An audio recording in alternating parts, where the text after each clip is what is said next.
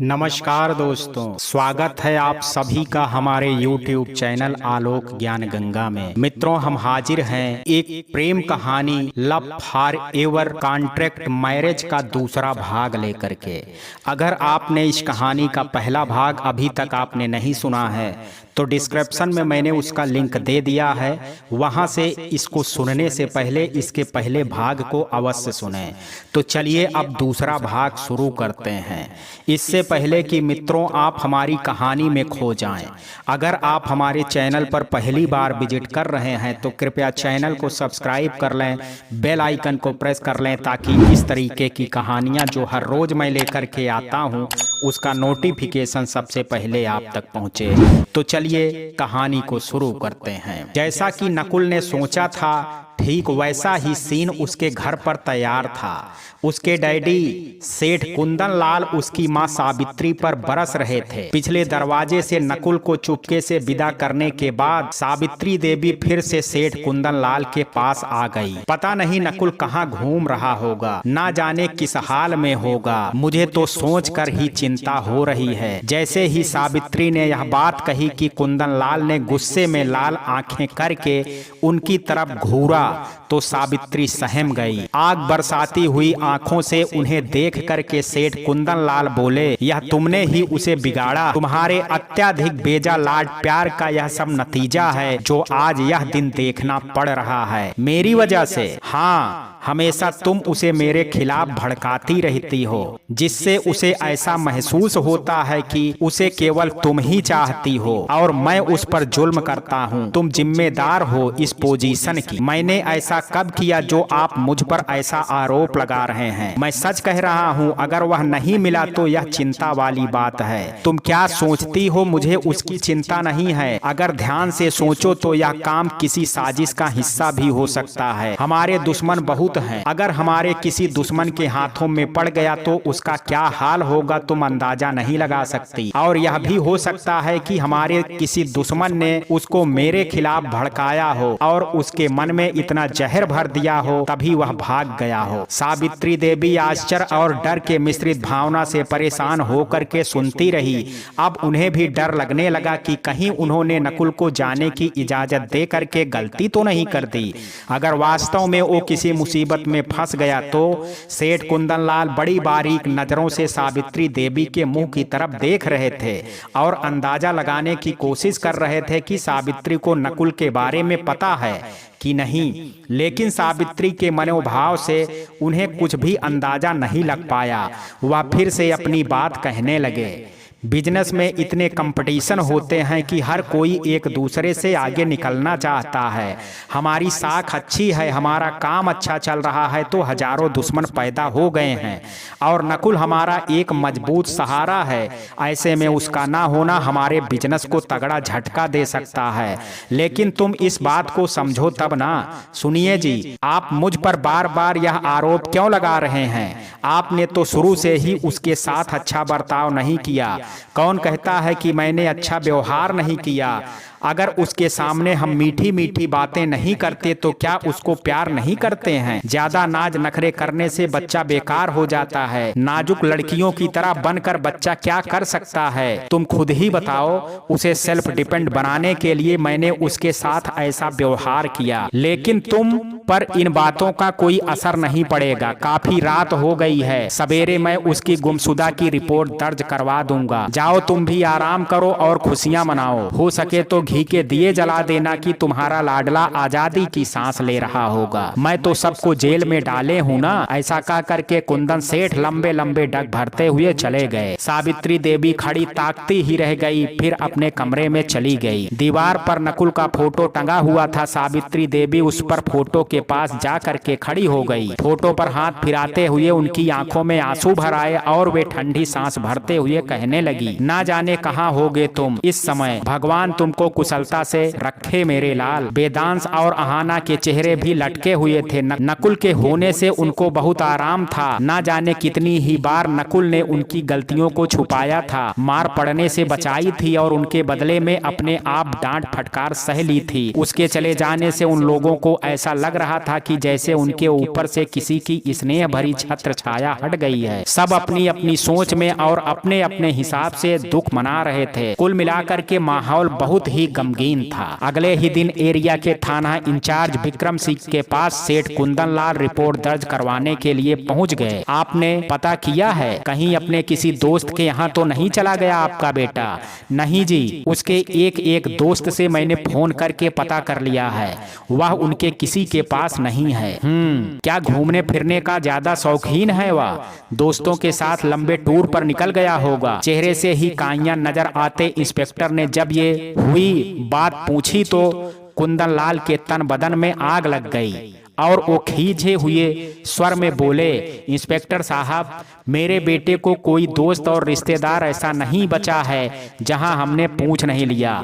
वह कहीं नहीं गया है और मुझे शक है कि कहीं किसी ने उसका किडनैप ना कर लिया हो। कृपा करके आप मेरे बेटे को जल्दी से जल्दी घर लाने की कोशिश करें। ठीक है, आप रिपोर्ट दर्ज करवा दीजिए। क्या आपकी किसी से दुश्मनी चल रही है? नहीं, मेरी दुश्मनी किसी से नहीं है, लेकिन इस बात से इनकार भी नहीं किया जा सकता है कि हमारे बिजनेस में तगड़ा कंपटीशन को देखते हुए लोग हमसे इतना जलते हैं कि अगर मैं सामने आ जाऊं तो मुझको खा जाएं। उन लोगों में से कोई भी उसका कुछ भी नुकसान कर सकता है, इसलिए इस बात की संभावना भी बहुत है। ठीक है, हम ढूंढने की कोशिश करते हैं और अगर आपके पास कोई जानकारी हो या कोई नई बात पता चले तो हमें बताइएगा।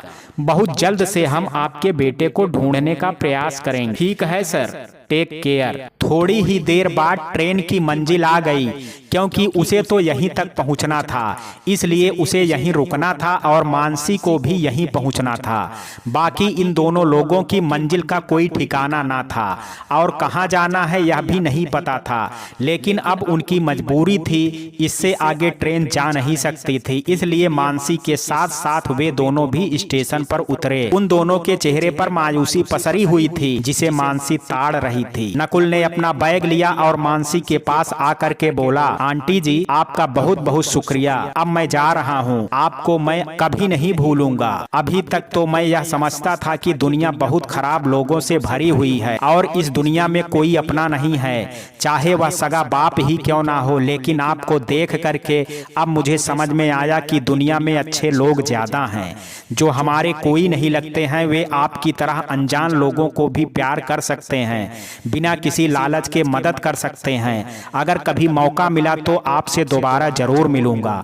आप अपना फोन नंबर मुझे दे दीजिए। मानसी उदास हो गई। इतनी देर के सफर में उनके बीच जो स्नेह का बंधन बंध गया था, वही अब तीनों लोगों के दिल को कसक दे रहा था। मानसी ने कहा, तुम्हारा अभी कोई ठिकाना नहीं है, ऐसे में तुम कहाँ जाओगे?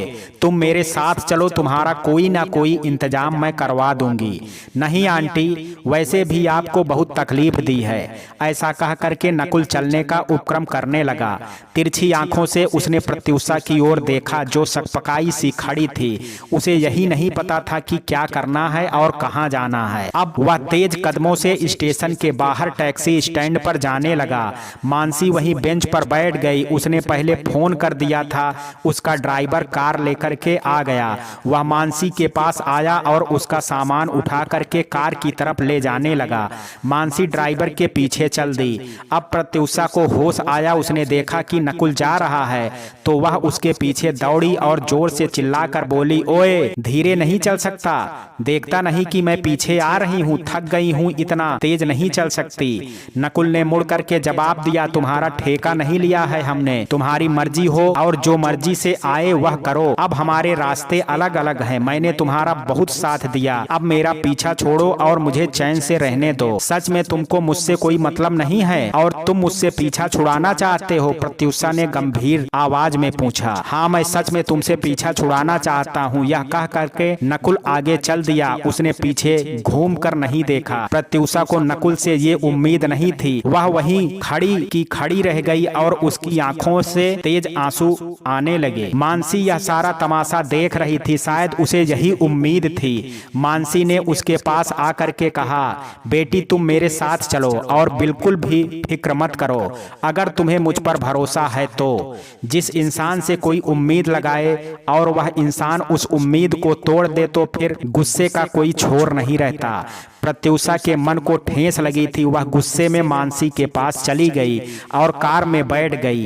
कार का दरवाजा बंद हुआ और कार अपने सफर के लिए रवाना हुई। नकुल के पास से गुजरते हुए मानसी ने हाथ हिलाया और नकुल के सामने से कार निकल गई। नकुल को यह उम्मीद नहीं थी। उसने तो अपनी ऊंची हाँकी थी, अपना आत्मसम्मान बचाया था, लेकिन ऐसी पोजीशन के बारे में उसने नहीं सोचा था। उसने अपने मन में सोचा था कि जब वह मानसी के साथ जाने के लिए तो मानसी उसको मनाएगी, लेकिन मानसी ने ऐसा किया ही नहीं। अब उसको अपने ऊपर ही गुस्सा आ रहा था कि उसने नखरे क्यों दिखाए, चुपचाप मानसी की बात क्यों नहीं मान ली। अब उसका दिल रो रहा था और वह सोच रहा था कि अब वह कहां धक्के खाता फिरेगा। अब जो होना था वह हो चुका था। चलो कोई बात नहीं। अब वह पता करके किसी अच्छे होटल में रुकने को सोच रहा था। उधर मानसी की कार थोड़ा सा ही आगे जा पाई थी कि प्रत्युषा ने कहा, आंटी आंटी जरा कार को रुकवाइए। मानसी ने प्रत्युषा की ओर प्रश्नवाचक निगाहों से देखा और पूछा, क्या हुआ बेटा? कुछ नहीं, आप अभी तुरंत गाड़ी रुकवाइए। मानसी ने ड्राइवर से कहा, गाड़ी रोक दो। जैसे ही गाड़ी रुकी प्रत्युषा ने दरवाजा खोलकर निकली और वापस तेज कदमों से लौटकर जाने लगी। अभी वह थोड़ी ही दूर चली थी कि उसे नकुल आता हुआ दिखाई दिया। वह तेजी से नकुल के पास आई। उसने नकुल का हाथ पकड़ा और बोली, चुपचाप मेरे साथ चलो, कोई नखरा नहीं दिखाना। अब ज्यादा नखरे दिखाए तो मुझसे बुरा कोई नहीं होगा, समझे? अचानक से प्रत्युषा को ऐसे करते हुए देख करके नकुल हड़बड़ा गया। आसपास सड़क पर चल रहे लोग कहीं वे लोग मुड़ करके ना देखने लगे, इसलिए वह चुपचाप प्रत्युषा के साथ चला गया।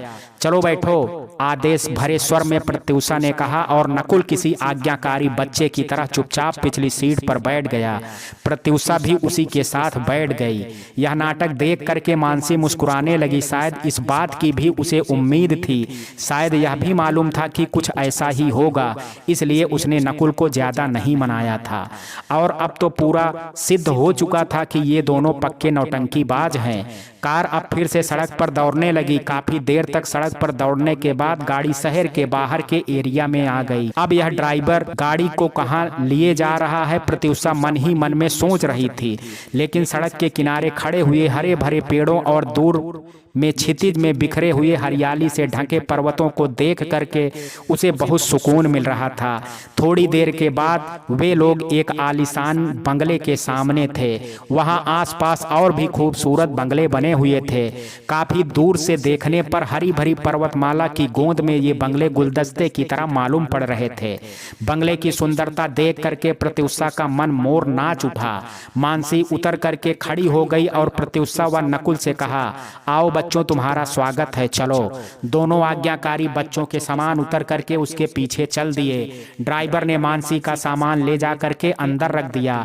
अंदर आकर के मानसी ने दोनों को ड्राइंग रूम में बैठाया और उनसे कहा, तुम बैठो, मैं अभी आती हूँ। मानसी अंदर चली गई और दोनों वहां बैठे हुए हैरान नजरों से चारों तरफ देखने लगे। तभी वहां एक मेड आई, उसके हाथों में ट्रे थी। उसने दोनों को पानी का ग्लास दिया। दोनों ने पानी पी करके गिलास मेज पर रख ही पाए थे कि मानसी अंदर आ गई। उसने कहा, चलो उठो, तुम दोनों लोग जा करके फ्रेश हो जाओ, नहा लो, उसके बाद आकर के नाश्ता करो। फिर उसने मेड से कहा, श्यामा इन दोनों को ले जा करके वॉशरूम दिखा दो। जी मैम, उसने प्रत्युषा से कहा। पहले आप चलिए। नकुल को वहीं रुकने का इशारा करके मानसी भी मेड और प्रत्युषा के साथ चली गई। वहां जाकर के प्रत्युषा को बाथरूम के सामने पहुंचा करके मेड मानसी के साथ चली गई। प्रत्युषा अब बड़े चक्कर में फंसी हुई थी। वह सोच रही थी कि मेरे पास तो कपड़े भी नहीं है, मैं चेंज क्या करूंगी। खाली हाथ मुंह धो लेती हूँ बस। तभी थोड़ी ही देर में मानसी वापस आ गई। उसके हाथों में कपड़े थे। कपड़े ला करके उसने हैंगर पर लटका दिए और बोली, यह गहने उतार करके पर्स में रख लो और फटाफट नहा करके ड्राइंग रूम में आ जाओ। मैं चलती हूँ, कोई चीज की जरूरत हो तो मेड को बोल देना। प्रत्युषा ने वॉशरूम का दरवाजा बंद कर लिया। उसने एक एक करके सारे गहने अपने शरीर पर से उतार करके पर्स में रख दिए। उसके बाद वह नहाने लगी। नहाने के बाद उसने अपने बालों को तौलिए से लपेटा और कपड़े चेंज किए। ये कपड़े बहुत ही सुटेबल थे, जो बिल्कुल उसी की नाप के थे। कमाल की बात है, मैम के पास मेरी नाप के कपड़े कहाँ से आ गए? यह सोचती हुई वह वापस ड्राइंग रूम में आई। थोड़ी देर बाद मानसी और नकुल भी नहा करके ड्राइंग रूम में आ गए। मानसी ने नाश्ता लगवा दिया। अब जाकर के तीनों को आराम मिला था।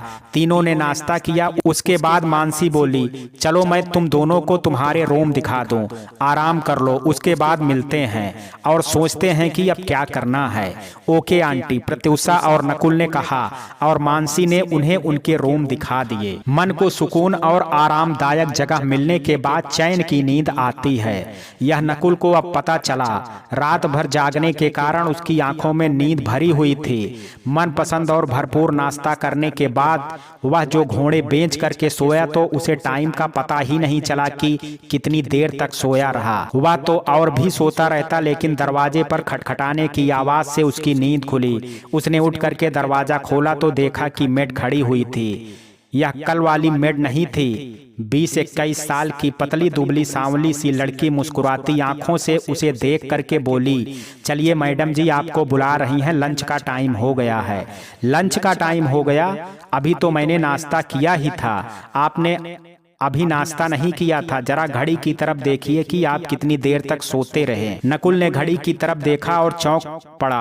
ओह, मैं इतनी देर तक सोया रहा? हाँ, अब और देर मत कीजिए। पता है मैडम जी दिखने में बहुत सीधी लगती हैं, लेकिन गुस्से में जब बिगड़ जाती हैं तो उतनी ही खतरनाक हो जाती हैं। अब वो ज्यादा वेट नहीं करेंगी और आपको बुलाते ही चली आएंगी। मेरी भी डांट पड़ेगी। फिर कुछ याद करते हुए बोली, ओ हाँ, मैम को भी तो बुला करके ले जाना है। उसकी बातचीत करने के ढंग से नकुल बहुत प्रभावित हुआ। उसे नहीं लगा कि यह मेड है। उसने पूछा, तुम्हारा नाम क्या है? वह बोली, मेरा नाम रुचि है। तुम यहाँ काम करती हो? नहीं, मैं काम नहीं करती हूँ, मेरी मम्मी करती हैं। वह बीमार हैं, इसलिए उनकी जगह मैं आज आई हूँ। ओह अच्छा, ठीक है, मैं आता हूँ। नकुल तैयार होने के लिए फिर कमरे में चला गया। रुचि प्रत्युषा को बुलाने चली गई। प्रत्युषा जाग चुकी थी और उठ करके बाहर आने ही वाली थी, लेकिन तब तक रुचि ने दरवाजे पर दस्तक दे दी और वहीं नकुल वाला डायलॉग दोहरा दिया, चलिए मैम साहब, मैडम आपका इंतजार कर रही हैं, लंच कर लीजिए चलकर। ठीक है, मैं आती हूँ। प्रत्युषा ने मुस्कुरा करके रुचि को वापस लौटा दिया। थोड़ी ही देर के बाद नकुल और प्रत्युषा दोनों तैयार होकर के डाइनिंग रूम में पहुंचे। डाइनिंग टेबल पर खाना लग चुका था और मानसी दोनों का इंतजार कर रही थी। लेकिन इस समय मानसी अकेली नहीं थी, एक लड़की और भी बैठी हुई थी जो प्रत्युषा की उम्र की ही थी। सफेद कपड़ों में वह सादगी की मूरत लग रही थी। उसके खूबसूरत चेहरे पर एक उदासी छाई हुई थी और वह बिल्कुल खामोश थी। उसकी अजीब खामोशी कुछ ऐसी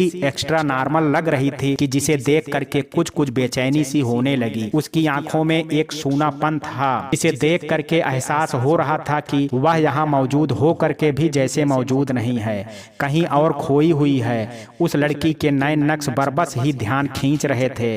मानसी ने उन दोनों को देख करके कहा, आओ बच्चों बैठो, अब थकान तो नहीं लग रही है? ठीक हो तुम दोनों? बहुत रिलैक्स फील हो रहा है आंटी। समझ में नहीं आता आपका किस शब्दों में धन्यवाद करूं। मैं बहुत लकी हूं जो आप मुझे मिल गईं। कहते हुए नकुल ने प्रत्युषा की ओर देखा।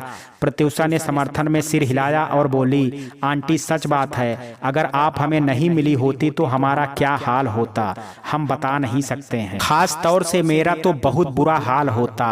अब हम आपका यह एहसान कभी नहीं भूल सकते। ठीक है, बस अब इससे ज्यादा कुछ मत कहो, मानसी ने आदेशपूर्ण स्वर में कहा। बैठ जाओ और चुपचाप खाना खाओ।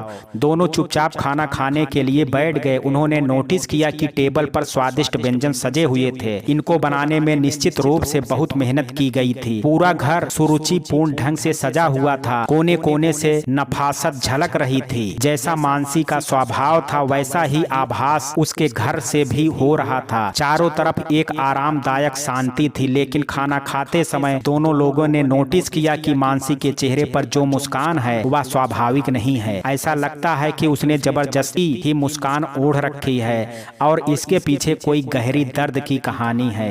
केवल होठों पर नकली मुस्कान चिपका लेने से ही हंसना नहीं हो जाता है। आंखों में छुपे दर्द की और कोई नहीं, खुद आंखें ही चुंगली कर देती हैं। रुचि खाना सर्व कर रही थी। बड़े ही सधे और संतुलित तरीके से खाना सर्व करना भी एक कला होती है जो आज देखने को मिल रही थी।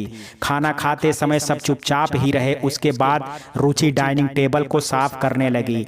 मानसी ने रुचि से कहा, जाओ पहले प्रिया को ले जा करके उसके रूम में लिटा दो, उसके बाद कुछ करना। ठीक है, कहते हुए रुचि प्रिया को अपने साथ ले गई और मानसी उन लोगों को अपने रूम में ले गई। प्रत्युषा और नकुल को बिठाने के बाद मानसी ने कहा, नकुल बेटे तुमसे एक बात करनी है। क्या? बताइए ना आंटी जी। क्या तुम इस लड़की प्रत्युषा से शादी करोगे या इसका तुम्हारा कोई रिलेशन है? क्या इसको तुम चाहते हो? यह मुझे साफ साफ बता दो। वह इसलिए कि उसी के अनुसार फिर मैं तुम्हारे रहने की व्यवस्था करूं और सबको तुम्हारा उसी तरह से मैं सही परिचय दूं। यह बात तो सही थी जो नकुल की समझ में आ गई। उसने सारी कहानी बता दी कि वह प्रत्युषा को ना तो जानता है ना उसे चाहता है। उसने तो केवल इंसानियत के नाते उसकी मदद कर दी थी। उसे गुंडों से बचा लिया था, उसकी जान बचा ली थी, वरना वह तो आत्महत्या करने जा रही थी। तो सारी कहानी वहीं पर आ गई थी कि जब मैं उसको जानता ही नहीं तो मैं उससे शादी कैसे कर सकता हूँ। बस बेटे यही तो पूछना था। यह बात कहते हुए मानसी ने ऐसी राहत की सांस ली जैसे उसके सिर से कोई बहुत बड़ा वजन उतर गया हो। नकुल से थोड़ी देर तक इधर उधर की बातें करने के बाद मानसी ने प्रत्युषा के बारे में उससे पूछा तो उसके चेहरे का रंग बदल गया और वह बुरी तरीके से अपसेट हो गई। मानसी ने उसके चेहरे को बदलते रंग को देखा और समझ गई कि उसकी जिंदगी में कुछ ऐसा है जो बताने के काबिल नहीं है, बहुत ही खराब है। वह बोली, वैसे मैं तुम्हारी माँ जैसी हूँ तो बता सकती हो। बताओ बेटी, ऐसा क्या हुआ तुम्हारी लाइफ में जो तुम्हें बताने में दिक्कत हो रही है? उम्मीद अंदाजा लगा सकती हूँ कि कुछ ना कुछ तो बहुत ही खराब हुआ है तुम्हारे साथ। क्या सच में यह बात है? वैसे अगर नहीं बताना चाहती हो कोई दिक्कत नहीं है, रहने दो।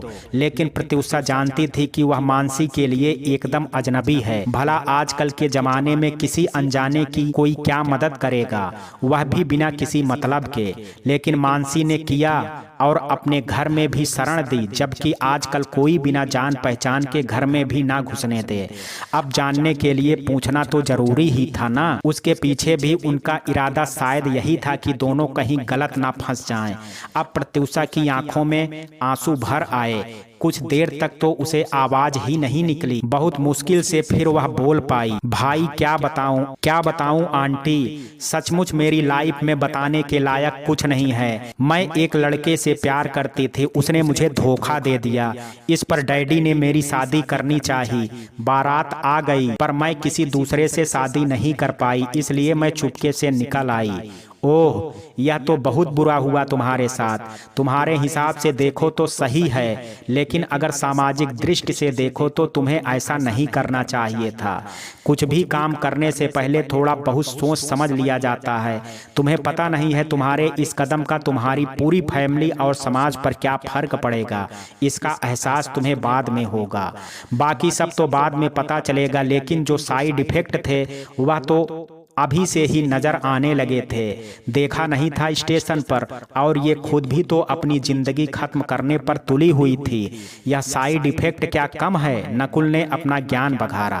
प्रत्युषा ने उसकी और नाराजगी भरी निगाह से देखा तो वह बोला, मुझे क्या, मैं तो सही बात कह रहा हूँ, इसमें नाराजगी वाली क्या बात है? तो तुम कौन से मिशन पर निकले थे? तुम भी तो सेम पोजीशन के ही। इसमें इतना ज्ञान बढ़ाने की जरूरत नहीं है, अपना काम देखो। अच्छा बस करो और बच्चों की तरह लड़ना बंद करो। मुझे ज्यादा खोजबीन भी नहीं करनी है तुम लोगों के बारे में। मुझे पता चल चुका है कि तुम दोनों ही अच्छे घरों के हो और हालात के हाथों मजबूर हो करके ही तुमने घर छोड़ना पड़ा है। यह तो कहो कि तुम सही जगह पहुंच गए हो।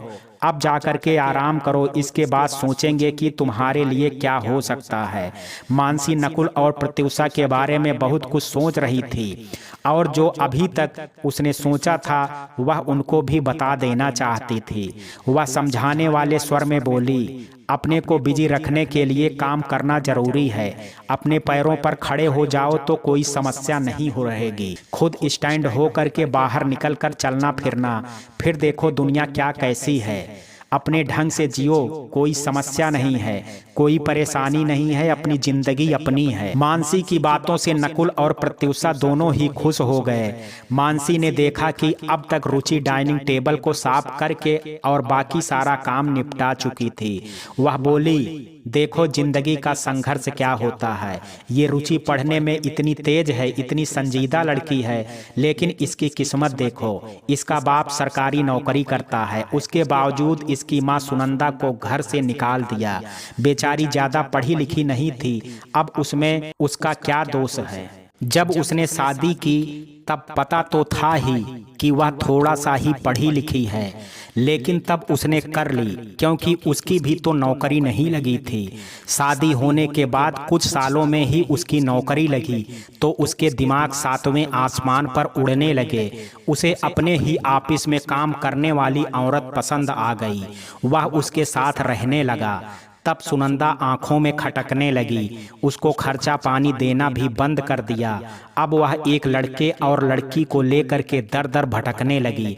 उसने काम ढूंढा तो मैंने उसको सहारा दिया। अब सुनंदा मेरे यहाँ काम कर देती है। आज वह नहीं आ पाई तो उसकी जगह पर रुचि चली आई। मैं इसे बेटी की तरह ही मानती हूँ। बहुत प्यारी लड़की है, इतनी परेशानी में है लेकिन हार नहीं मानी, अपनी जिंदगी और हक की लड़ाई लड़ रही है। मुझे यकीन है एक दिन ऊंचा मुकाम हासिल करेगी। उसी तरह से जो भी परिस्थिति हो, लेकिन तुम दोनों हार ना मानो। बस इतना जरूर है कि गलत रास्ते पर मत चलो। मानसी ने रुचि को बुला करके कहा, प्रीतो से पूछ लो कि उसे क्या अच्छा लगता है। अगर पढ़ना चाहती है तो उसके लिए कुछ मैगजीन वगैरह दे दो, उसका मन बहलाओ, उससे थोड़ी बातचीत करो।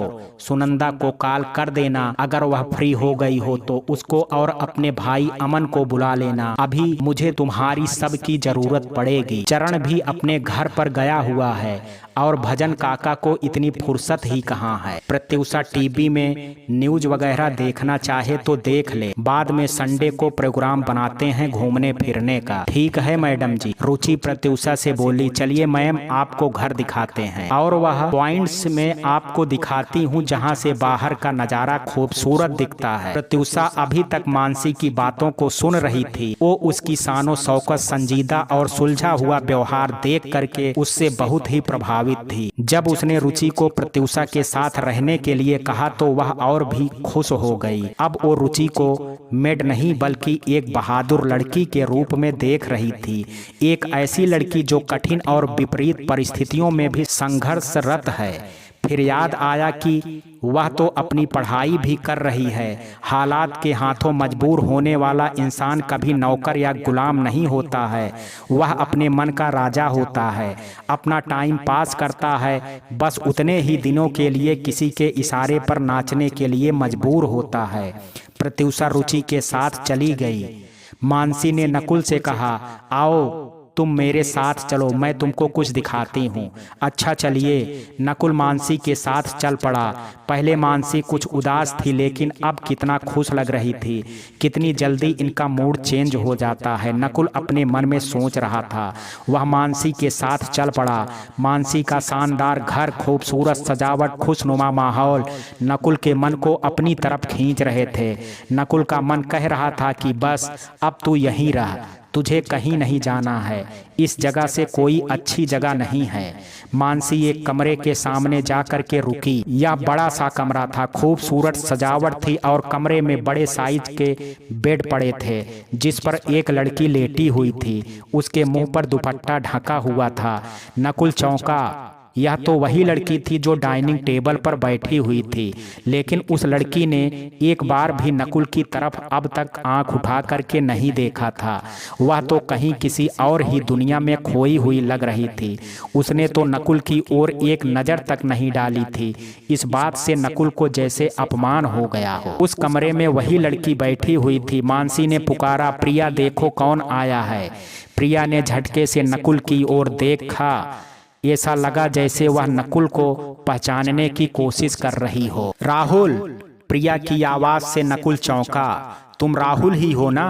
बड़े ध्यान से नकुल को देख करके प्रिया ने दोहराया तो नकुल को पता चला कि वह उसे ही पुकार रही थी। मैं राहुल नहीं, आपको गलतफहमी हो रही है। ओ सॉरी, मैं किसी दूसरे के ख्यालों में थी, तभी आपको मैं राहुल समझ बैठी। यह कह करके प्रिया अपने बेड पर से उठ करके खड़ी हो गई। उसका मुंह लटक गया जैसे उसे राहुल के जवाब से दुख हुआ हो।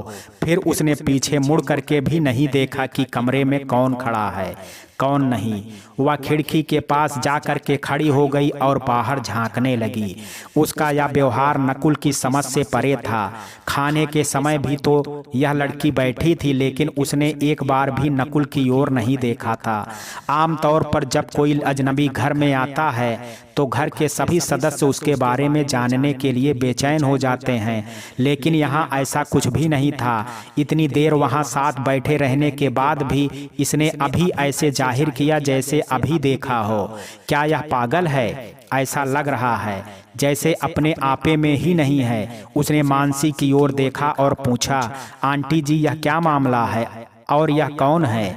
मानसी बड़े ही गमगीन स्वर में बोली, यह मेरी बेटी प्रिया है। यह एक बड़े हादसे से गुजर रही है, इसलिए इसका मानसिक संतुलन हिल गया है और यह सदमे में पहुंच गई है। मैंने कई डॉक्टरों से इसका इलाज करवाया, लेकिन यह उस सदमे से बाहर ही नहीं आ रही है। मेरे 2 ही बच्चे हैं, ये ही मेरे सहारे हैं। इनका दुख मेरा दुख है और इनकी खुशी में मेरी खुशी है। इसकी हालत को देखती हूँ तो मेरा कलेजा मुंह को आता है। ओह, नकुल ने अफसोस जाहिर करते हुए कहा, आपके 2 बच्चे हैं ना, तो दूसरा कौन है? वह मेरा बेटा है कार्तिक, दिल्ली में अपनी पढ़ाई कर रहा है। और अंकल, वह कहाँ है? मानसी के चेहरे पर एक स्याह छाया सी लहराई। एक पल के लिए उसका रंग बदल गया, मानो वह सोच रही हो कि बताए या ना बताए। फिर वह बोली, वह नहीं है। मानसी के चेहरे की भंगिमा को देख करके अब नकुल की हिम्मत नहीं हुई कि वह स्पष्ट पूछ सके, नहीं है का क्या मतलब? वह इस धरती पर है कि परलोकवासी हो गए हैं? उसके कुछ सोचते हुए देख करके मानसी ने कहा, चलो बेटा, हम तुम्हें अपना घर दिखा दें। नकुल समझ गया कि मानसी उसको अपने बारे में कुछ नहीं बताना चाहती, इसलिए वह बात को टाल रही है। नकुल ने भी कोई जिद नहीं की। चलिए, मानसी ने नकुल को अपना पूरा घर दिखाया। काफी बड़ा घर था, बहुत सारे कमरे बने हुए थे। ऊपर की मंजिल पर भी कई कमरे थे। नकुल ने अपने लिए ऊपर की मंजिल का एक बड़ा सा कमरा चुन लिया। उसकी बड़ी सी खिड़की से हरी भरी पहाड़ियों से उलझते टकराते हुए बादलों के दृश्य बहुत ही खूबसूरत लग रहे थे। जाने क्यों नकुल को लग रहा था कि मानसी उससे कुछ कहना चाह रही है, लेकिन हिचकिचा रही है, इसलिए कह नहीं रही है। उसने पूछा, आप कुछ कहना चाहती हैं? मानसी ने कहा, नहीं बेटा, अब तुम आराम करो, थोड़ा बाहर निकल करके देखो, घूमो फिरो, उसके बाद हम बातें करेंगे कि क्या करना है। ठीक है। अब मानसी वहां से निकल गई। वह अपने पीछे एक उलझन भरा माहौल छोड़ गई, जिसमें उलझ करके नकुल सोचता ही रह गया कि आखिर वह ऐसी कौन सी बात है जो मानसी उससे कहना चाहती है लेकिन कह नहीं पा रही है। नकुल बाहर घूमने निकल गया। वह खूब घूमा फिरा। शाम तक उसने जम करके सैर सपाटा किया। उसे यहाँ बहुत ही अच्छा लग रहा था। बाहर का माहौल बहुत ही खुशनुमा और खूबसूरत था। आज का दिन बहुत अच्छा बीता। प्रत्युषा का भी वही हाल रहा। उसने ढेर सारी कहानियां पढ़ी, रुचि से खूब बातें की। अपना कमरा उसने भी बदल लिया। रुचि तो जैसे उसकी परछाई बन गई थी। मानसी के कॉल करने पर सुनंदा और अमन कल शाम को ही आ गए थे। अमन बाहर के काम में मदद कर देता था, जिससे बहुत राहत मिल जाती थी। अभी सुनंदा का काम रुचि ही कर रही थी। रुचि प्रत्युषा के साथ उसके कमरे में बहुत रात तक बातें करती रहती थी। रुचि ने अपनी कहानी विस्तार से प्रत्युषा को बताई। उससे प्रत्युषा का दिल पिघल गया। इतनी छोटी से उम्र में रुचि ने बहुत सारे दुख उठाए थे जो सामान्य लड़की सोच भी नहीं सकती। इन परिस्थितियों ने रुचि को बिल्कुल पत्थर बना दिया था, जो हर परिस्थिति में लड़ने को तैयार थी। रुचि की बातों से, उसके हौसले से और उसके दृढ़ संकल्प से प्रत्युषा बहुत प्रभावित हुई। मानसी के बारे में भी रुचि ने प्रत्युषा को बहुत बताया। उसके बाद रात का खाना खा पी करके सब लोग मजे से सोए। अगले दिन का सूरज सुबह सारी हलचल लेकर के आया था। ऐसी ऐसी खबरें थी जिन्होंने पूरे घर को हिला डाला। रुचि सवेरे बहुत ही जल्दी जाग जाती थी। आज भी उसने नाश्ता बनाया, फिर टेबल लगा करके सबको बुला कर लाई। सब लोग नाश्ता करने लगे। उसी समय रुचि न्यूज़पेपर लेकर के टेबल पर रख गई। जब सभी लोग नाश्ता कर चुके तो रुचि टेबल की साफ सफाई पर लग गई और मानसी न्यूज़पेपर लेकर के पढ़ने के लिए बैठ गई। फिर थोड़ी देर बाद उसके मुंह से आश्चर्य भरी चीख निकली। अरे यह क्या! उसके चेहरे की ओर देख करके सब समझ गए कि जरूर कोई धमाकेदार खबर छपी है। नकुल ने पूछा, क्या हुआ? आप इस तरह से क्यों चौंकी? मानसी ने अखबार उसके सामने बढ़ा दिया। नकुल ने देखा, एक तो उसकी ही खबर ही थी। उसके डैडी कुंदन लाल ने उसकी गुमशुदगी का रिपोर्ट लिखवा दी थी और आज ही उसका फोटो गुमशुदा के रूप में छपा हुआ था। यह देख करके नकुल को बहुत गुस्सा आया। अभी एक ही दिन तो बीत पाया था कि अब यह नाटक होने लगा। अब इज्जत का जनाजा निकलने में भी थोड़ी बहुत कसर रह गई थी, अब वह पूरी हो गई। अगली धमाकेदार न्यूज प्रत्युषा के बारे में थी। बारात वाले ही दिन लड़की जेवर रुपए लेकर के फरार, प्रेमी की कर डाली हत्या। क्या? एक साथ कई चीखें निकली। फिर सबकी निगाह प्रत्युषा पर टिक गई। हे भगवान, यह मैं क्या पढ़ रहा हूँ? नकुल अपनी खबर को भूल करके इस खबर को पढ़ करके घबरा गया। मानसी के चेहरे का रंग उड़ गया। वह अस्फुट स्वर में बुदबुदाने लगी, ऐसा नहीं हो सकता। एक मासूम लड़की ऐसा कर कैसे सकती है? सब लोग मुंह फाड़े प्रत्युषा की ओर देख रहे थे। प्रत्युषा अपने को असहज महसूस करने लगी। प्रत्युषा का फोटो छपा हुआ था। यह देख करके अब तो प्रत्युषा की हालत खराब हो गई। सब लोग प्रत्युषा की ओर देखने लगे और प्रत्युषा रोने लगी। रोते रोते वह कहने लगी, पता नहीं यह कैसे कह दिया उन लोगों ने। सेठ कुंदन लाल के मन में बेचैनी थी कि आखिरकार लड़का गया कहाँ होगा। आज तक उसके सामने ऊंचे स्वर में बात ना करने वाला लड़का एकदम से इतना बागी कैसे हो गया। वे कुछ दिनों से महसूस कर रहे थे कि नकुल उनसे उखड़े उखड़े ढंग से बात करता है और उनकी बात का पलटकर जवाब भी दे दिया करता है। अब तो वह दिनों दिन उनकी खिलाफत करता रहता है, लेकिन उसकी माँ सावित्री कभी कुछ एक्शन ही नहीं लेती। अरे भाई, बच्चे को माँ बाप ही तो बिगाड़ते हैं। उन्होंने नहीं बिगाड़ा तो उसे उसकी माँ सावित्री ने बिगाड़ दिया। वही उसे मेरे खिलाफ भड़काती रहती हैं। सहूर तो जरा सा भी नहीं है उसे। इतना नहीं जानती कि उसके बिना बिजनेस संभालना बहुत मुश्किल पड़ जाएगा। अब जब वह नहीं है तो मालूम पड़ता है, लेकिन तब तो वे उसे डांटते रहते थे। बिल्कुल अपने शासन में दबा करके रखा था। नकुल काम भी करता था, लेकिन उसका नाम भी नहीं होता था। आज जब वह नहीं है तो बहुत सारे काम पेंडिंग में पड़ गए हैं। जितना काम पेंडिंग का बढ़ता जाता है, उतना ही सेठ जी को गुस्सा भी बढ़ता जाता है। उन्होंने थाना इंचार्ज विक्रम सिंह को फोन किया और उसे जवाब तलब किया कि नकुल का कुछ पता चला।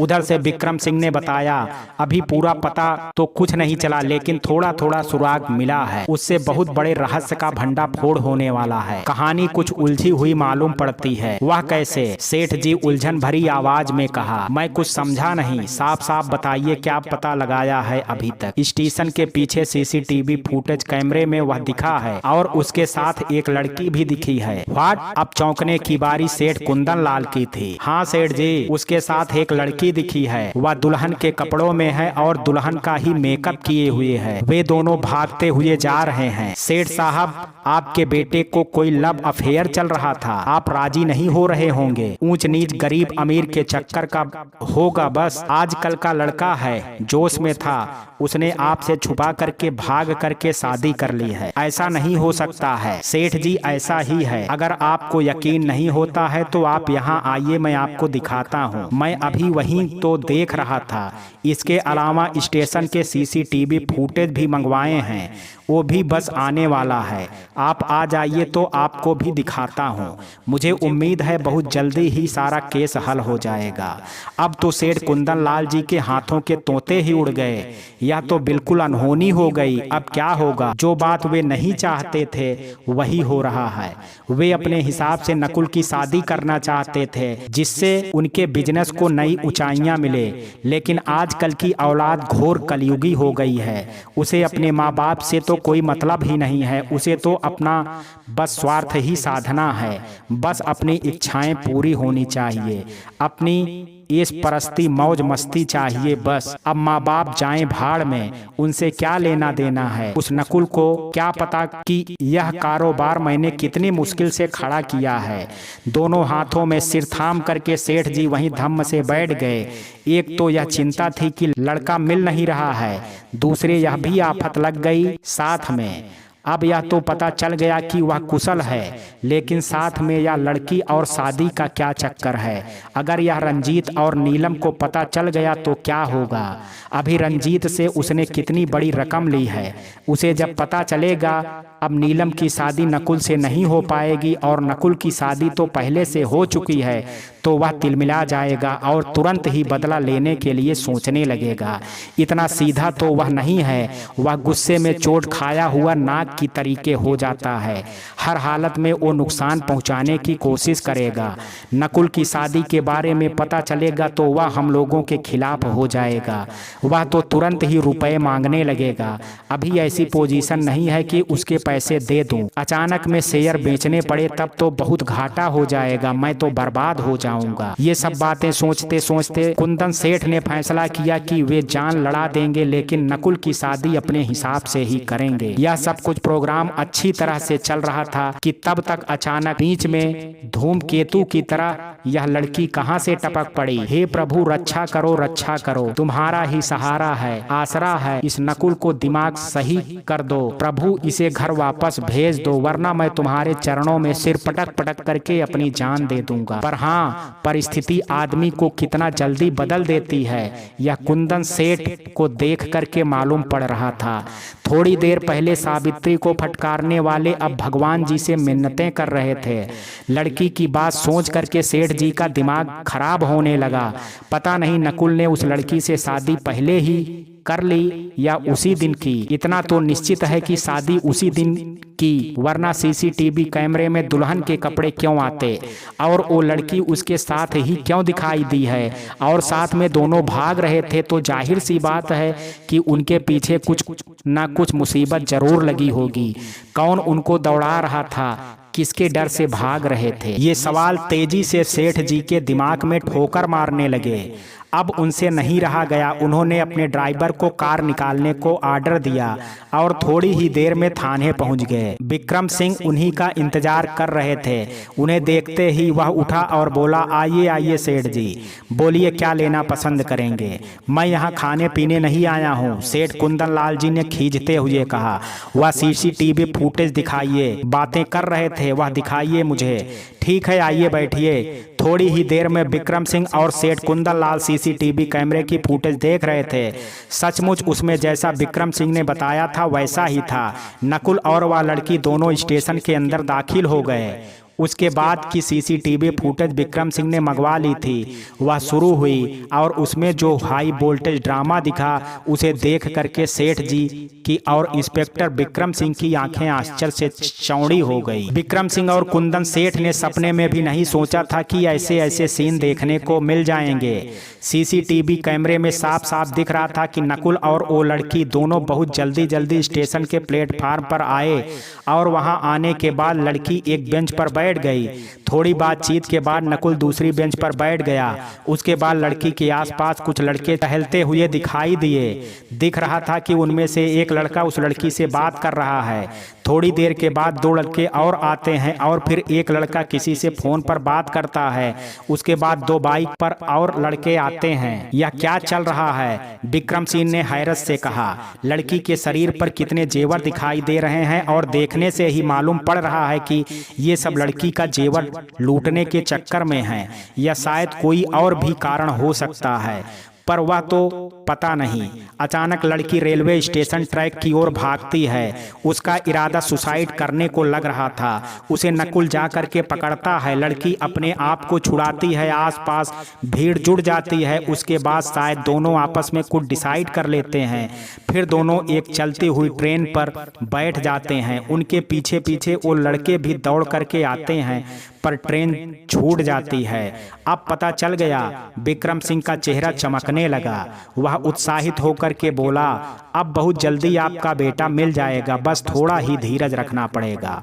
कुंदन सेठ ने सोच भरे स्वर में कहा, नकुल और वह लड़की दोनों साथ साथ ही हैं, कहाँ गए हैं यह नहीं पता है। जरा इसको बैक करो और जहाँ पर ट्रेन चल रही है वहाँ पर स्टॉप करो। देखो वह कहाँ की ट्रेन है, उस पर कुछ लिखा हुआ दिख रहा है? हाँ अभी लो। थोड़ा बैक करने पर ट्रेन पर लिखा हुआ दिखाई दे रहा था, देहरादून एक्सप्रेस। कुंदनलाल सेठ की बात को काटता हुआ विक्रम सिंह जोश में बोला, तो ये दोनों देहरादून एक्सप्रेस से गए हैं, देहरादून ही गए होंगे। अब हमारा काम आसान हो गया। ऐसा करते हैं कि अखबार में हम नकुल का फोटो छपवाते हैं। उस लड़की का हम कोई जिक्र नहीं करेंगे। मुझे लगता है नकुल किसी गहरी साजिश में फंस गया है, उसके पीछे इस लड़की को लगाया गया है। क्या आप इस लड़की को जानते हैं? कुंदन सेठ ने ध्यान से उस लड़की को देखा और इनकार में सिर हिलाते हुए कहा, नहीं, मैंने इस लड़की को इससे पहले कहीं नहीं देखा है। इस बार मुझे सारी फुटेज फिर से दिखा दीजिए, मैं ध्यान से देखता हूँ। ठीक है, कह करके विक्रम सिंह ने रिकॉर्डिंग फिर से शुरू कर दी। इस बार कुंदन सेठ बहुत ध्यान से एक एक सीन को देख रहे थे। उन लड़कों को देखने के बाद उनके चेहरे पर कुछ एक्सप्रेशन दिखाई दिए जिसे विक्रम सिंह ने नोटिस किया। उसके बाद हर चीज को ध्यान से देखने और के बाद कुंदन सेठ ने कहा, लड़की को तो नहीं, लेकिन ये जो लड़के उनमें से एक चेहरा मेरा जाना पहचाना सा लग रहा है। ऐसा लगता है मैंने इसे कहीं देखा है, लेकिन कहाँ देखा है यह याद नहीं आ रहा है। याद करिए, याद करने की कोशिश कीजिए, इससे बहुत बड़ा सुराग मिल सकता है। और मैं सोच रहा हूं कि इसके पीछे कोई बहुत बड़ी साजिश है जिसकी किसी को भनक तक नहीं है। विक्रम सिंह ने सेठ कुंदन को उत्साहित करते हुए कहा, अब मेरी समझ में तो कुछ नहीं आ रहा है कि यह क्या हो रहा है। कुंदन सेठ बहुत परेशान हो चुके थे, यह उनके चेहरे से ही पता चल रहा था। आप इस लड़की को नहीं पहचानते तो नकुल इससे इतना कैसे घुला मिला है कि इससे शादी भी कर ले और आपको भनक तक नहीं लगी। आपकी वाइफ को तो इस बात की खबर होगी, उन्हें जरूर जानकारी होनी चाहिए। विक्रम सिंह कोई भी क्लू छोड़ना नहीं चाहता था। अब इस बारे में मैं तो कुछ नहीं कह सकता, मुझे तो किसी ने कुछ बताया नहीं और ना ही नकुल ने मुझे कुछ बताया, तो मैं इसके बारे में क्या कह सकता हूँ। मैं घर जा करके बात करूंगा और जैसे ही कोई इसकी जानकारी मिलेगी मैं तुरंत बताऊंगा। सबसे बड़ी बात तो यह है कि आप मेरे लड़के को बरामद कीजिए। मुझे भी लग रहा है कि कोई हम लोगों के खिलाफ तगड़ी साजिश रच रहा है। पता नहीं किसी की क्या मंशा है कि जिस लड़की को मैं जानता तक नहीं हूँ उससे नकुल शादी कैसे कर सकता है। कुंदन सेठ ने एक सांस में ही अपनी सारी बातें कह डाली। जैसा कि सोचा गया था, दूसरे दिन ही समाचार पत्रों में नकुल का फोटो छप गया और दूसरे दिन का समाचार पत्र जैसे ही कुंदन सेठ ने देखा वह चीख पड़े, सावित्री सावित्री जल्दी से यहाँ आओ, गजब हो गया। क्या हुआ? सावित्री देवी भागती हुई आई। देखो, मैंने तुमसे कहा था कि तुम्हारा नकुल के साथ कोई खिचड़ी पक रही है, लेकिन तब तुमने नहीं माना था। तुमने अपने बेटे को इतना सर पर चढ़ाया कि उसके दिमाग ही खराब हो गए। अब देख लो क्या है इसमें। कुंदन सेठ ने अखबार की ओर इशारा करते हुए कहा। सावित्री देवी ने अखबार की ओर झुकते हुए कहा, यह तो नकुल की फोटो है जो गुमशुदा में छपी हुई है, इसमें क्या देखना है? गमगीन चेहरे में सावित्री देवी ने कहा और साड़ी के पल्लू से अपनी आंख पोंछने लगी। यह देख करके कुंदन सेठ के गुस्से का छोर नहीं रहा। वह लगभग चीखती हुई आवाज में बोले, अब यह सब नाटक मत करो, बंद करो यह नौटंकी और रोना धोना। सब नाटक तुम्हारा ही है। बताओ यह लड़की कौन है? दूसरे फोटो की ओर इशारा करते हुए कुंदन सेठ ने कहा, मुझे नहीं मालूम, तुम इसे बखूबी जानती हो, बस बताना नहीं चाहती हो। और यह भी बता दो कि तुम दोनों माँ बेटे के बीच कौन सी खिचड़ी पक रही है। कुंदन सेठ का इतना रौद्र रूप देख करके सावित्री देवी सहम गई और 2 कदम पीछे हट करके बोली, मुझे सच में कुछ नहीं पता है। मुझे तो सिर्फ इतना मालूम है कि वह तुम्हारे कड़े शासन से परेशान हो गया है, इसलिए घर छोड़ करके चला गया है। वह आजादी से जीना चाहता है। हाँ, मिल गई आजादी। देखो इस लड़की को, देख रही हो, इससे शादी कर ली है नकुल ने। कुंदन सेठ ने जैसे बम फोड़ दिया हो। सावित्री देवी जोर से चौंकी और 2 कदम पीछे हट गई। यह क्या कह रहे हैं आप? ऐसा नहीं हो सकता, जरूर आपको धोखा हुआ है, नकुल कभी ऐसा नहीं करेगा। सावित्री देवी ने कांपती हुई आवाज में कहा। हाँ, वह करेगा नहीं बल्कि उसने किया है, मैं सच कह रहा हूँ। मैं अभी पुलिस स्टेशन से सीसीटीवी कैमरे की रिकॉर्डिंग देख करके आ रहा हूँ। उसमें वह लड़की के साथ एक्सप्रेस में बैठ करके देहरादून गया है हनीमून मनाने। कुंदन सेठ की इस बात पर सावित्री देवी ने उसकी ओर ऐसे देखा जैसे वह किसी और लोक के प्राणी हो और किसी अनजानी भाषा में बोल रहे हों। अब मुझे ऐसे टुकुर टुकुर मत देखो, सेठ जी ने उन्हें झिड़का। अभी और भी आगे की बात सुनो, आगे की बात तो इससे भी ज्यादा खतरनाक है। वह बात सुनोगी तो तुम्हारे होश ही उड़ जाएंगे। यही आजादी चाहता था या यहाँ तक कि गनीमत होती तब भी कोई बात नहीं। अब इस अखबार को पढ़ो, इस लड़की ने कौन सा कांड किया है, मर्डर करके भागी है यह। क्या? सावित्री देवी का मुंह हैरत से खुला का खुला रह गया। अब इतना ना बनो, ये घटनाएं और ये बातें अचानक ही नहीं होती हैं। जो बोया है वह तो तुम्हें काटना ही पड़ेगा। जब जब मैं उसको डांट देता था तब तुम्हारा मुंह फूल जाता था। तुम सोचती थी वह तुम्हारा ही बेटा है, मेरा तो कुछ लगता ही नहीं है। अब तुम्हें मालूम पड़ा कि वह कैसे कैसे गुल खिला रहा था। कुंदन सेठ बरसे जा रहे थे और बिना कसूर के सावित्री देवी चुपचाप उनकी बातें पिए जा रही थी। वे बीच बीच में विरोध भी करती, लेकिन कुंदन सेठ की कड़कदार घन गरज आवाज के सामने नक्कार खाने से तूती की तरह उनकी आवाज दब जाती थी। वे मरियल स्वर में कह रही थी, अजी ऐसा मैंने कब कहा? आप ऐसी बातें क्यों करते हैं? मैं क्या जानूं वह क्या करता था, मुझे कभी कुछ बताता था क्या? हाँ, तुम तो किचन में घुसी रहती हो, इसके अलावा तुम्हें कुछ पता ही नहीं है कि दुनिया में क्या हो रहा है। उसकी जान खतरे में है। भगवान जाने कौन लड़की है जिससे उसने चुपके से शादी रचा ली है और वह लड़की अपने प्रेमी का मर्डर करके भागी है। अंदाजा खुद ही लगा सकती हो तुम कि अगर वह लड़की जेल में जाएगी तो साथ में तुम्हारा लाडला भी जाएगा। कुंदन सेठ की इस तरह से बात से सावित्री देवी का कलेजा दहल गया।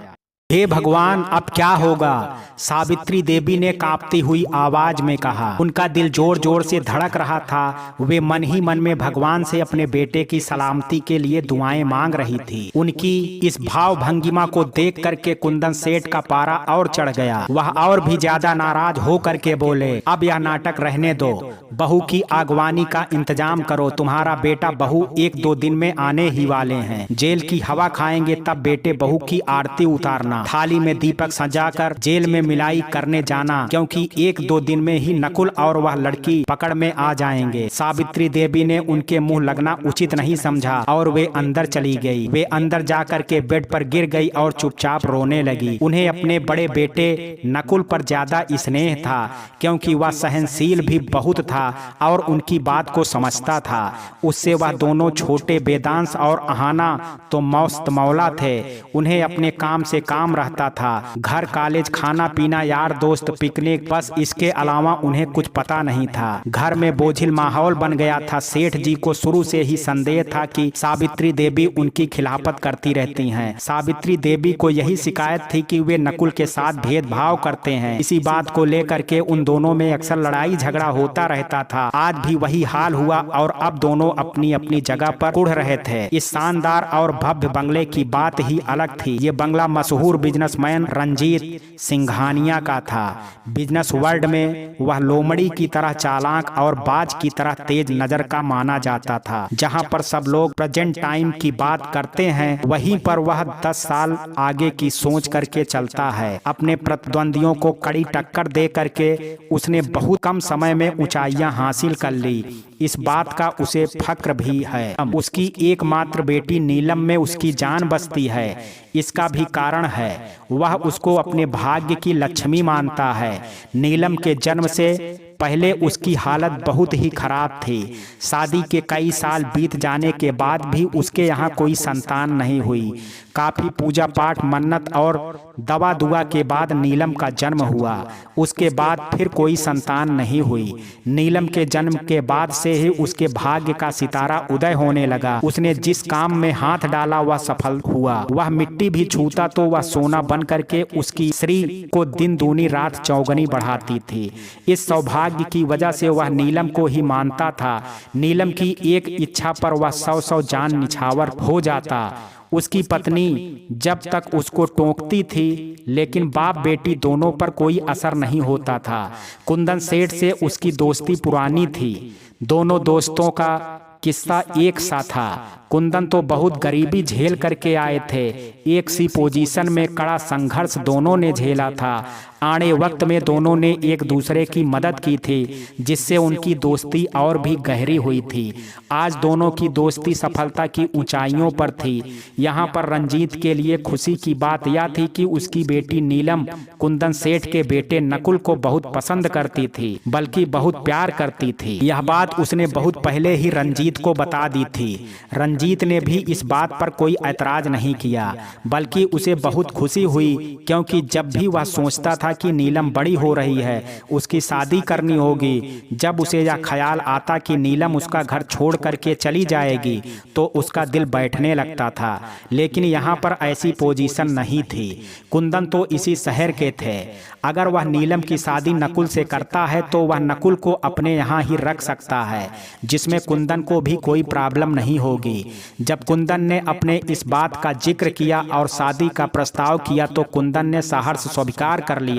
अभी कुछ समस्या आने पर कुंदन को एक लंबी रकम की जरूरत पड़ी, तो वह रकम रंजीत ने बिना किसी शर्त के कुंदन को दी। इससे कुंदन को बड़ी राहत मिली। उनका बहुत बड़ा घाटा होने से बच गया, जिससे कुंदन रंजीत के प्रति एहसानमंद हो गए थे। सब कुछ सही चल रहा था कि अब अचानक नकुल गायब हो गया। इस वाह से रंजीत बहुत परेशान हो गया। इससे ज्यादा चिंता उसे अपनी बेटी नीलम की थी। वह जानता था कि नीलम नकुल के गायब हो जाने से बहुत ही ज्यादा परेशान है और बहुत टेंशन में है। जब आज नीलम ब्रेकफास्ट करने के लिए नहीं आई तो रंजीत ने अपनी पत्नी रजनी से पूछा, नीलू क्या कर रही है, ब्रेकफास्ट करने के लिए क्यों नहीं आई? उसकी तबीयत ठीक नहीं है, मैंने उसे बहुत कहा लेकिन वो आई ही नहीं। उसका नाश्ता मैं कमरे में ही भेज। रजनी ने बताया, तुम उसका नाश्ता कमरे में क्यों भेज दोगी? मैं ही जाता हूँ उसे बुलाने, देखें कैसे नहीं आती है, रंजीत ने कहा। रंजीत नीलम के कमरे में पहुंचा। नीलम अपने बिस्तर बीमारों की तरह पड़ी थी। रंजीत ने आवाज लगाई तो नीलम ने दरवाजे की तरफ देखा। नीलू बेटा, क्या बात है, आप ब्रेकफास्ट करने क्यों नहीं आए? हम तो आपका वेट कर रहे थे। देखो हमने भी ब्रेकफास्ट नहीं किया, हम आपको बुलाने आए हैं, अब चलिए आप हमारे साथ। यह कहते हुए रंजीत नीलू के पास बैठ गए। रंजीत अपनी बेटी के साथ बच्चे बन जाते थे और उसके साथ उसी की भाषा में बोलते। नीलू भी अपनी माँ रजनी के बजाय अपने डैडी के ज्यादा करीब है। अपनी हर बात वह रंजीत से ही शेयर करती है। आज भी रंजीत अपनी बेटी की तकलीफ को समझ करके उसको समझाने आए हैं। हमारा मन नहीं है डैडी। नीलू की स्वच्छ नीली झलक मारती आंखों से आंसू भर आए। जरा हम भी तो जाने कि हमारी प्रिंसेस का मन इतना उदास क्यों है, जो ब्रेकफास्ट से भी रूठी हुई हैं। भला उसमें ब्रेकफास्ट का क्या कसूर है और डैडी का क्या कसूर है? हम भी तो भूखे रहेंगे और अगर आप नाश्ता नहीं करोगी तो हम भी ऐसे ही चले जाएंगे। पूरे दिन ऑफिस में काम करेंगे, फिर लंच भी नहीं करेंगे। जब शाम को लौटकर आएंगे तो हम भी आपकी तरह बिस्तर पकड़ लेंगे, बीमार हो जाएंगे। यह सुनते ही जैसे नीलू को जबरदस्त शॉक लगा। ऑब्जर्वेशन ऑफ ह्यूमन कैरेक्टर की जीती जागती लाइव बुक को दिन रात चाटने वाली बिजनेस वर्ल्ड के इस चतुर खिलाड़ी का दिन रात हजार तरीके के लोगों से वास्ता पड़ता था। वह उनको हैंडल करता था और इंसानी फितरत को पहचानने में मानो पीएचडी हासिल कर रहा। पर्सनल ब्लैकमेल करके रंजीत ने मासूम और भोली भाली नीलू को चुटकियों में मना लिया, जबकि यह काम उसकी मां नहीं कर पाई। नीलू वास्तव में बहुत ही प्यारी और भोली भाली बच्ची है। उसे दुनियादारी के बारे में कुछ भी पता नहीं है। उसे अपनी माँ से अच्छे संस्कार मिले हैं। अपने डैडी की बातों से दुखी होकर के वह झटके से उठ करके बैठ गई और तेजी से बोली, नहीं नहीं डैडी, आप ऐसा मत करिए। आप क्यों बीमार हो जाएंगे? आप बीमार नहीं हो सकते। कैसे हो सकते हैं? जैसे आप हो गए हो बेटा, रंजीत ने मुस्कुराते हुए कहा। तो नीलू की आंखों में ठहरे हुए आंसू उसके गालों पर फिसलने लगे और उससे सब्र नहीं हुआ। वह सुबक सुबक करके रोने लगी। देखिए ना डैडी, आप तो जानते हैं ना सब, हम नकुल को कितना चाहते हैं। हमने आपको कितना पहले बताया था। हाँ बेटे, बताया था, नीलू को तसल्ली देते हुए रंजीत ने कहा। तो हमने भी इसमें ऐतराज कहाँ किया था? हमने तो उसके डैडी से भी बात की थी ना, और वह भी तैयार है। हाँ, बताया था आपने। नीलू को कुछ तसल्ली मिली। और आप भी तो नकुल से बात करती रही, वह तो आपको समय देता था ना, रंजीत ने नीलू से कहा। हाँ देता था, उसने कभी ऐसा रिएक्ट नहीं किया कि वह हमको नापसंद करता है, बट हमने अपनी चाहत वाली बात तो मन में ही रखी थी ना। हमने उसके सामने जाहिर कहाँ किया था कि हम उसको चाहते हैं, तो उसको यह बात तो नहीं मालूम है ना। आपको उससे कहना चाहिए था, रंजीत ने थोड़ी नाराजगी से कहा। आपने उसको इतना मौका क्यों दिया? जब आप उसको टच में थे तो उसको एहसास होना चाहिए था कि ये केवल दोस्ती नहीं, चाहत है, वह भी बहुत गहरी वाली। सॉरी डैडी, हम उसको बताने में चूक गए, या हमारी गलती रही है, लेकिन हमको नहीं पता है कि उसकी लाइफ में कोई ऐसी बात चल रही है। मुझे क्या पता था कि वह घर छोड़ करके चला जाएगा। पता नहीं क्या हुआ होगा और क्या चल रहा है उसकी लाइफ में, वह कहाँ गया होगा। वह ठीक तो होगा ना डैडी? हाँ बेटा, आप बिल्कुल भी चिंता मत करो, मैंने इंस्पेक्टर विक्रम से बात की है, वही उसकी छानबीन कर रहे हैं। मैंने उसके बारे में ऐसी इंफॉर्मेशन मिली है कि वह देहरादून में है। आप बिल्कुल टेंशन फ्री रहो, फिक्र मत करो, वह हमसे बच करके कहीं नहीं जाएगा। उसकी शादी होगी तो केवल और केवल आपसे और किसी से नहीं होगी। कहते कहते रंजीत की आंखों में गुस्से की लाली भरने लगी। उसका चेहरा पत्थर की तरीके से सख्त हो गया। नीलू खुशी से रंजीत के गले में बाहें डाल करके छोटी बच्ची की तरह झूल गई। वो खुश होकर के शर्माते हुए बोली, आप तो जानते हैं ना डैडी, हम नकुल को कितना ज्यादा चाहते हैं, इतना ज्यादा कि हम उसके बिना जीने की सोच भी नहीं सकते हैं। हम सब जानते हैं बेटा, आप हम पर भरोसा रखो, बिल्कुल भी चिंता मत करो, बस अपनी सेहत का ख्याल रखो। अगर आप बीमार हो जाओगी तो हम सच बताते हैं, हम भी साथ साथ में बीमार हो जाएंगे। खाओ अपने डैडी की कसम की अब आप अकेले में नहीं रहोगी और खाना भी नहीं छोड़ोगी। आप हमेशा खुश रहोगी, हंसती मुस्कुराती रहोगी, और हम कसम खाते हैं कि हम आपकी खुशी को आपके कदमों में डाल देंगे, यह मेरा वचन है, खाओ कसम। नीलू का हाथ अपने सिर पर रखते हुए रंजीत ने भीगी आवाज में कहा। पत्थर की तरह सख्त आवाज अब फिर से कोमल हो गई थी। बेटी की ममता रंजीत को कठपुतली की तरह नचा रही थी। नहीं डैडी, अब हम बिल्कुल भी नहीं रोएंगे। रंजीत की बातों से नीलू को तसल्ली मिली और उसके दिल का बोझ हल्का हो गया। उसने झटपट अपने आंसू पोंछ डाले और मुस्कुराने लगी। अब दोनों बाप बेटी डाइनिंग रूम में पहुंचे तो सब लोगों के चेहरे पर मुस्कान आ गई। माहौल अब सामान्य और खुशनुमा हो गया था। दरअसल नीलू की वजह से हर तरफ रौनक थी, सारे नौकरों की चहेती थी वह। रंजीत के सख्त स्वभाव से परेशान जब भी कोई नौकर भागने की तैयारी कर लेता तो नीलू चुपके से उनके संकट मोचन बन करके मौके का मदद कर देती उनकी। वो मदद डांट फटकार बचाने से लेकर के बड़ी बड़ी रकम की भी होती। कभी किसी के घर में कोई बीमार होता या कोई आर्थिक संकट से जूझ रहा होता तो नीलू और रजनी नौकरों को चुपके से रुपए दे देती थी। रंजीत को बिना बताए छुट्टी भी दे देती थी और एडजस्ट कर लेती थी। ये सारी बातें रंजीत को पता भी नहीं चलती थी, इसलिए सारे नौकर रंजीत को झेल लेते थे। और यही वजह थी कि नीलू के परेशान होने से पूरे घर का माहौल जो गमगीन बन गया था वहीं अब खुशगवार हो गया था। ब्रेकफास्ट करने के बाद अब रंजीत अपने ऑफिस में पहुंच चुके थे और अपने ऑफिशियल काम को जल्दी जल्दी निपटा रहे थे। आज उन्हें कुंदन सेठ से भी मिलने जाना था और दो टूक बातें करनी थी। जब से उन्होंने इंस्पेक्टर विक्रम से बात की और नकुल के बारे में सारी जानकारी हासिल हुई, तब से रंजीत का खून खौल रहा था। वह किसी लड़की के चक्कर में है और उससे शादी कर ली है। कुंदन ने उससे यह बात क्यों छिपाई? वह तो उसका दोस्त था ना, और कुंदन सेठ ने अपने दोस्त से ही गद्दारी की है। आज कुंदन सेठ की दुखती रंग रंजीत के हाथों में है। वे चाहें तो उन्हें तबाह कर सकते हैं और चाहें तो सहारा दे करके ऊंचाई पर भी पहुंचा सकते हैं। कोई और बात होती तो वह माफ भी कर देते, लेकिन अपने कलेजे के टुकड़े अपनी बेटी को रोते देख करके उनके सीने पर जो सांप लौटे थे उससे वह अब भी बेचैन थे। आखिरकार इतना बड़ा साम्राज्य किसके लिए है? तो उनकी बेटी के लिए ही। अगर वही जब खुश नहीं रहेगी तो इस धन दौलत का क्या होगा। वह चाहे तो एक से एक अच्छे लड़कों को ला करके खड़ा कर सकता है, लेकिन जब नीलू ही उसी लड़के को पसंद करती है तो वह क्या करे। जब रंजीत से रहा नहीं गया तो उन्होंने कुंदन सेठ को कॉल कर दी। उम्मीद के विपरीत कुंदन सेठ ने बड़ी ही विनम्रता और लाचारी से बात की। इसकी तो रंजीत को उम्मीद भी नहीं थी। कुंदन ने अपनी पूरी कहानी बता दी और रंजीत से मदद मांगी। अब रंजीत को नए सिरे से सोचना था, क्योंकि यहाँ तो बात उल्टी हो गई थी। इसमें कुंदन सेठ का कोई कसूर नहीं है। अब तो उन्हें खुद ही पता लगाना पड़ेगा। अगर नकुल देहरादून में है तो वह उसे खोज निकालेंगे। रंजीत ने अपने सेक्रेटरी मिस मार्था को तलब किया। अगले ही पल मार्था उसके सामने थी। मिस मार्था, मैं 2 दिन के लिए किसी काम से बाहर जा रहा हूँ। तब तक आप देखिए कौन कौन सी अर्जेंट मीटिंग है और कौन कौन से ऑर्डर अर्जेंट हैं। आप एडजस्ट करिए, कोई जरूरत हो तो मुझे फोन कीजिएगा। यस सर, आप बिल्कुल भी चिंता ना करें। ओके ठीक है, अब आप जा सकती हैं। मार्था चली गई। रंजीत अपनी रिवॉल्विंग चेयर की पुष्ट से सिर टिका करके किसी गहरी सोच में डूब गए। मित्रों, कहानी के इस भाग में आज इतना ही। शेष कहानी कल सुनेंगे भाग 3 में। कहानी का ये भाग आपको कैसा लगा, आप अपनी राय मुझे कमेंट बॉक्स में जरूर दीजिएगा।